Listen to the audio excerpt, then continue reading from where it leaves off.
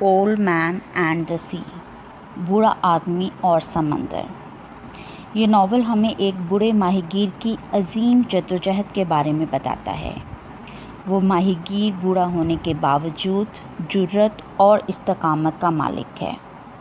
اس novel کی کہانی بنیادی طور پر دو اہم واقعات، اس بوڑھے آدمی کے مارلن کو پکڑنے اور پھر اس بڑی مچھلی کو شارک سے بچانے پر مشتمل ہے۔ بوڑھے ماہی گیر کا نام سانتیاگو ہے۔ وہ کیوبا کی بندرگاہ ہوانا کے قریب سمندر میں مچھلیاں پکڑتا ہے اور اسی بندرگاہ کے نزدیک اپنی چھوٹی سی جھونپڑی میں رہتا ہے۔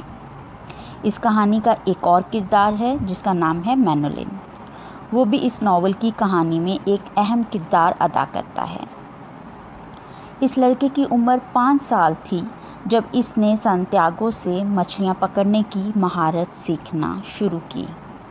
وہ بوڑھے آدمی کی ہر طرح سے مدد کرتا ہے اور کھانے پینے کی چیزوں سے اس کی خاطر تواضع کرتا ہے۔ جب 40 دن تک سانتیاگو سمندر سے کوئی مچھلی نہیں پکڑ پاتا تو مینولن کے والدین سانتیاگو کو بدقسمت کہتے ہیں اور اپنے بیٹے کو اس کا ساتھ چھوڑنے پر مجبور کرتے ہیں۔ لڑکا نہ چاہتے ہوئے بھی اپنے والدین کی بات کو مانتا ہے اور کہتا ہے یہ میرے والدین ہی تھے جنہوں نے مجھے سانتیاگو کو چھوڑنے پر مجبور کیا۔ اس کے بعد لڑکے نے دوسری کشتی پر کام کرنا شروع کر دیا ہے، مگر اس کے باوجود اس کا تعلق سانتیاگو سے وہی رہا اور وہ اسی احترام اور جذبے اور عقیدت اور خلوص سے اسے ملتا رہا۔ دونوں آپس میں ایک خاص احترام، محبت اور خلوص کا رشتہ رکھتے ہیں۔ وہ دونوں بحیثیت استاد اور شاگرد آپس میں بہت اچھے دوست ہیں اور ان کا رشتہ باپ اور بیٹی کی طرح کا ہے۔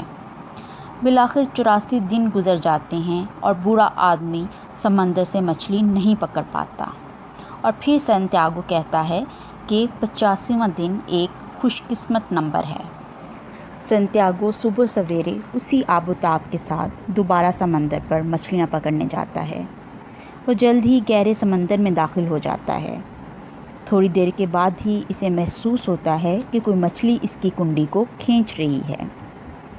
سانتیاگو کے مطابق 600 فٹ کی گہرائی پر ایک مارلن مچھلی کنڈی کے ساتھ لگی ہوئی مچھلی کو کھا رہی ہے۔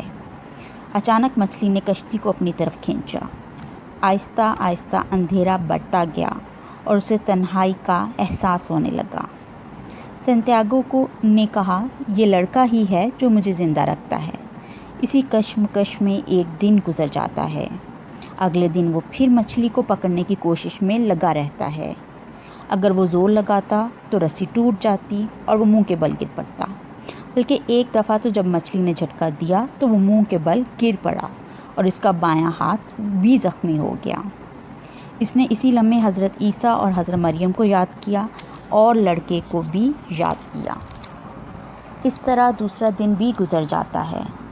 تیسرے دن سانتیاگو کو مکمل طور پر تھکا ہوا محسوس ہوتا ہے۔ اس کے ہاتھ، پاؤں اور کندھے تھک چکے ہوتے ہیں اور وہ مچھلی کو مخاطب کر کے کہتا ہے مچھلی، میں تم سے پیار کرتا ہوں اور تمہاری عزت کرتا ہوں، مگر یہ دن ختم ہونے سے پہلے میں تمہیں پکڑ لوں گا۔ اس نے مچھلی کو پکڑنے کے لیے مختلف طریقے استعمال کیے کیونکہ وہ مچھلی اس سے اور اس کی کشتی سے بہت بڑی تھی۔ مچھلی کا وزن تقریباً 1500 پاؤنڈ تھا۔ وہ کسی بھی قیمت پر مچھلی کو چھوڑنا نہیں چاہتا تھا۔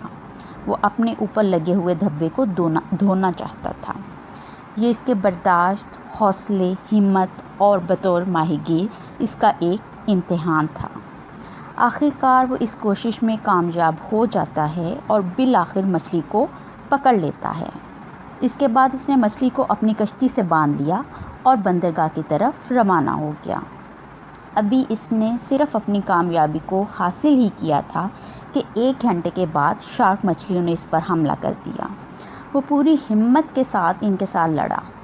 بوڑھا ہونے کے باوجود وہ 3 دن جدوجہد میں رہا۔ اس کی ٹانگیں، ہاتھ اور کندھے جواب دے چکے تھے۔ وہ شارک مچھلیوں سے لڑتا رہا اور وہ مارلن کا گوشت کھاتی رہیں۔ وہ کسی بھی قیمت پر اپنی شکست ماننے کے لیے تیار نہیں تھا، کیونکہ وہ کہتا ہے کہ آدمی کو تباہ تو کیا جا سکتا ہے لیکن اس کو شکست نہیں دی جا سکتی۔ اس نے مارلن کو بچانے کے لیے ہر وہ چیز استعمال کی جو وہ کر سکتا تھا، مگر وہ مارلن کو نہ بچا سکا۔ بالآخر شارک مارلن کا سارا گوشت کھا گئی، وہ صرف مارلن کا ڈھانچہ باقی بچا۔ یہ سانتیاگو کی ایک اخلاقی فتح تھی کہ جب وہ مارلن کے ڈھانچے کو لے کر رات کے وقت بندرگاہ پر پہنچا تو سب لوگ سو چکے تھے۔ اس نے ارادہ کیا کہ وہ مچھلیاں پکڑنے سمندر پر دوبارہ ضرور جائے گا۔ اگلی صبح جب لوگوں نے مارلن کا ڈھانچہ دیکھا تو حیران ہو گئے۔ برا شخص جو ہے وہ جا کے سو گیا اور خواب میں شیروں کو دیکھنے لگا۔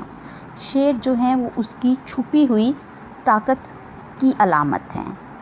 مقصد یہ کہ ناول نگار نے سانتیاگو کو ایک پرعزم اور قوت ارادی والے شخص کے طور پر پیش کیا ہے۔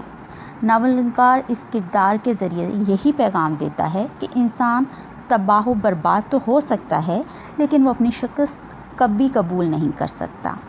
جرأت اور عزم و استحکام ہی سب سے بڑا سرمایہ ہے۔